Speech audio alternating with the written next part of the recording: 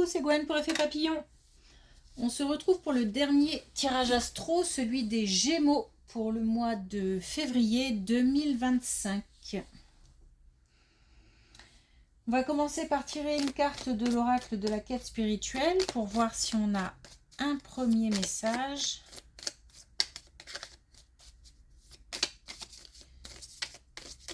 Pour les Gémeaux pour le mois de février. Beaucoup ça, non ? Alors, on a un ami fidèle. Donc, visiblement, on a du soutien, un bon entourage, quelqu'un sur qui on peut compter. Mais il se peut aussi qu'on soit un ami fidèle. Ça peut marcher aussi dans l'autre sens. C'est comme ça plus que je sens les choses, c'est-à-dire être un soutien pour quelqu'un. On a aveuglé par les préjugés. Donc attention à ne pas... essayons de voir plusieurs possibilités, faire preuve d'ouverture d'esprit. Peut-être que dans une situation ou dans un projet où on a tendance à ne voir qu'un seul aspect des choses, et il y en a plusieurs. Peut-être que ça coince du coup un projet ou que ça freine quelque chose. On manque en fait un petit peu d'ouverture d'esprit, c'est plutôt le fait d'avoir une vision plus large.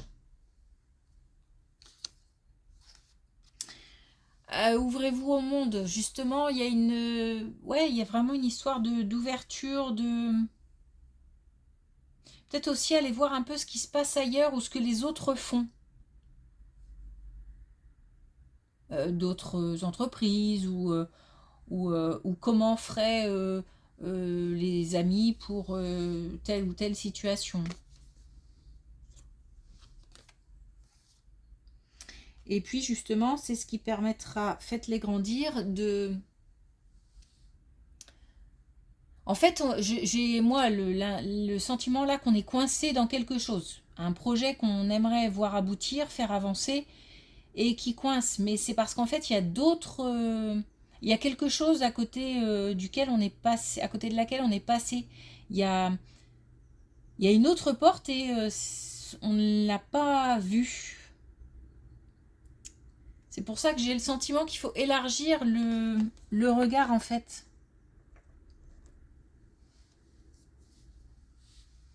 Ok, allez on y va.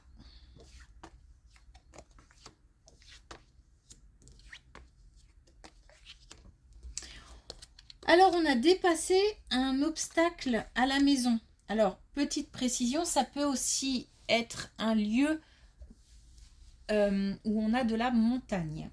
Donc ça peut être un lieu soit qui se rapproche d'un milieu montagnard, soit vraiment à la montagne. Sinon, on a dépassé une épreuve. Pour moi, c'est fait. On a dépassé une épreuve.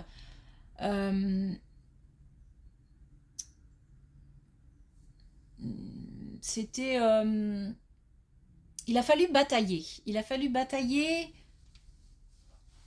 C'était... je sais pas pourquoi j'ai le sentiment que c'était serré, comme si ça se jouait... Enfin, il a fallu être fin, il a fallu vraiment être...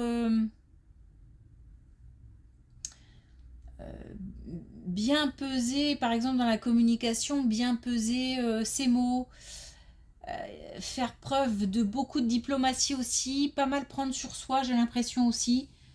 Il a fallu batailler dans une situation, mais aussi contre soi, contre l'envie d'aller trop vite, contre l'envie de dire des choses qu'on ne maîtrise peut-être pas, contre des émotions.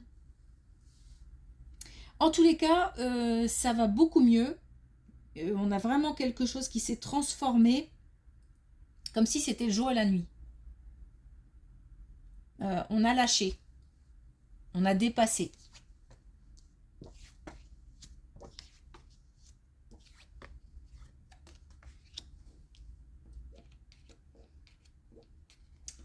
Là, on est essentiellement sur ouais, c'est drôle. Sur le relationnel. On nous parle de peut-être d'un manque de souplesse au niveau amoureux, mais aussi au niveau familial. Et j'ai bien le sentiment que c'est parce qu'on est comme ça. C'est-à-dire que, enfin, on est comme ça. Je veux dire par là que c'est pas soit les relations amoureuses, soit la famille. J'ai vraiment le sentiment que c'est les deux, parce que en ce moment, on est comme ça. C'est-à-dire peut-être qu'il y a une contrariété ou une situation qui fait qu'on se sent un peu, qu'on on est un petit peu rigide. Ou alors, il y a une situation qui fait que euh, les autres aimeraient un peu plus de flexibilité, de d'arrangement, de compromis. C'est très carré. On ne peut. C'est comme si. C'est comme si on, on était vraiment sur des détails, sur des choses. On focalise sur des détails, sur des choses qui sont aux yeux des autres, famille et, euh, et couple, euh, insignifiants.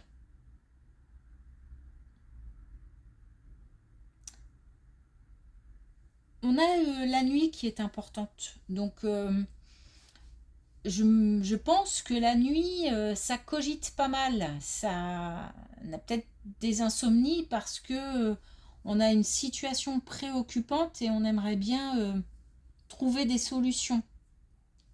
Et c'est la nuit que ça se manifeste, qu'on peut trouver les clés.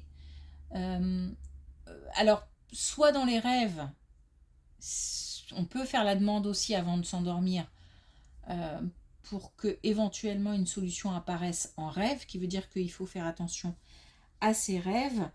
Si c'est pas trop notre truc et qu'on n'a pas trop l'habitude de ça, la nuit ou le soir ou quand on est seul, c'est un moment propice pour chercher et trouver des solutions à une situation épineuse. J'ai vraiment le sentiment de détail.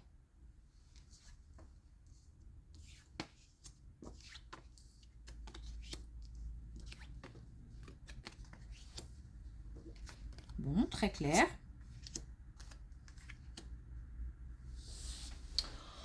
On a des communications et des bonnes nouvelles, en tous les cas des communications agréables. Par contre, ce sont des communications alors de quelqu'un qu'on connaît ou de personnes qu'on connaît, euh, ou alors c'est une situation aussi qui revient. Euh, on nous parle de réalisation, de quelque chose de concret, comme si quelque chose allait pouvoir naître. Alors là, on nous parle d'enfants, mais donc il se peut par exemple que qu'on nous parle vraiment d'une grossesse, mais il se peut aussi que ce soit une communication avec un plus jeune.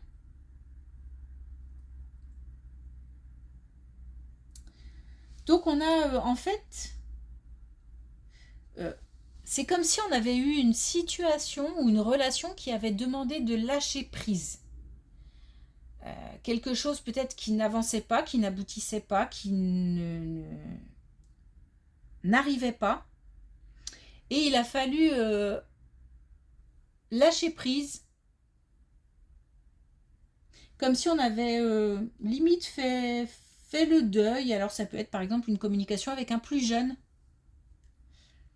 Bon bah voilà, on met une croix dessus.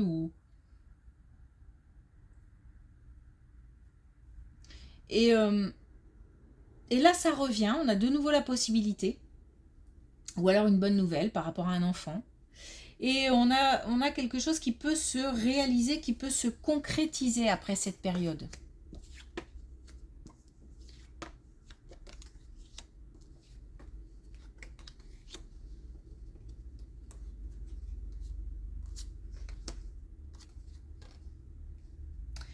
Cette colonne est liée. Cette colonne est liée. Et puis de toute façon, là, on nous parle pas mal de couple là. De quelque chose qui a... Et je pense que... Enfin, c'est pas que je pense, c'est que c'est lié à cette colonne-là. Il y a quelque chose qui a pris du retard, donc ce projet, cette communication, qui a pris du retard et qui vraiment, vraiment, vraiment a posé problème dans le couple. On a eu un problème dans le couple à cause de un problème et aussi un retard de ce projet. À cause de cette communication ratée ou sur laquelle on a mis une croix, ou de ce projet sur lequel on a mis une croix, quelque chose qui n'aboutissait pas. Ça a dû peut-être créer des tensions, en tous les cas de la douleur. Mais en fait, ça fait ça. C'est-à-dire que c'est comme si on était unis et que les chemins se séparent un peu, peut-être beaucoup, à cause de ce problème-là, entre autres peut-être, mais ça a été une grosse part du fait comme ça de s'éloigner. Pas forcément une séparation physique, ça peut être une séparation physique, mais en tous les cas de s'éloigner, même au sein d'un foyer, on n'est plus sur la même longueur d'onde, où on se comprend plus, où on se parle plus trop, voilà, et on finit par se rejoindre. On finit par se rejoindre encore plus soudés, comme si on avait purifié les choses, comme si on avait mis les choses à plat, et qu'on a eu un nouveau départ. C'est aussi lié à la première colonne, hein. Quelque chose qu'on a dû surmonter et qu'on a évacué, et ça va beaucoup mieux. Mais on a évacué pas en mettant un mouchoir dessus, on a évacué parce qu'on a vraiment posé des mots sur les mots. Il faut se dire que l'invisible a aidé dans cette démarche. Ce sont deux personnes qui se sont rejointes parce qu'elles n'étaient pas faites pour se séparer. Ça vient de là-haut.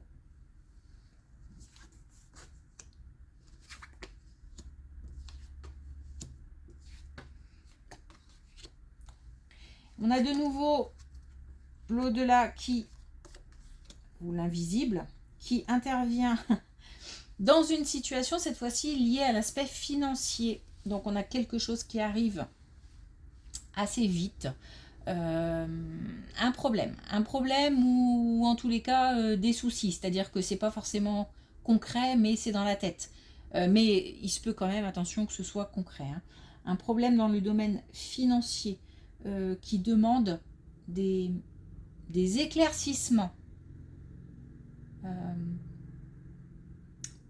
C'est peut-être quelque chose qui nous angoisse parce que on n'a pas toutes les données. Il manque des informations. Ou alors on s'est engagé dans quelque chose et c'est tellement important que ça fait peur. Et qu'on est incertain. L'invisible, l'au-delà, protège. Et encore une fois, donne comme ça des guides. Il faut, c'est apparemment une situation qui demande quand même pas mal de courage, de force, de self-control aussi, de gestion des émotions.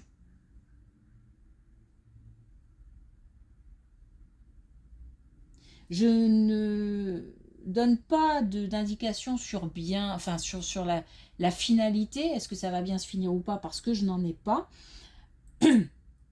Mais par contre, en tous les cas, l'invisible guide. Donc il faut être attentif,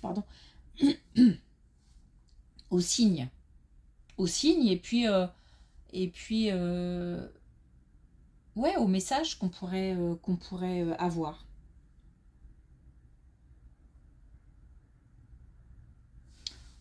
Ok.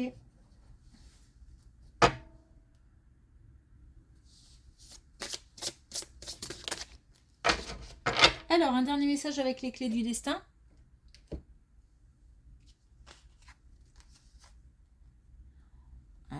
On a la persévérance.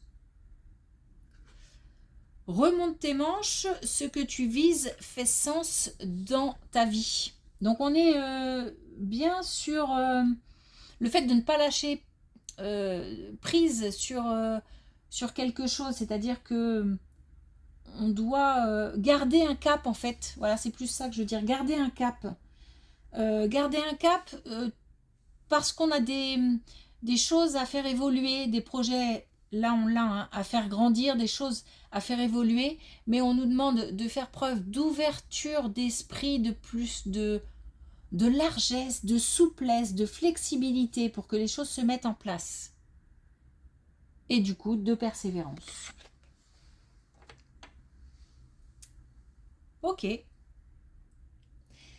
Merci pour votre écoute. Je vous souhaite une belle journée et je vous dis à bientôt.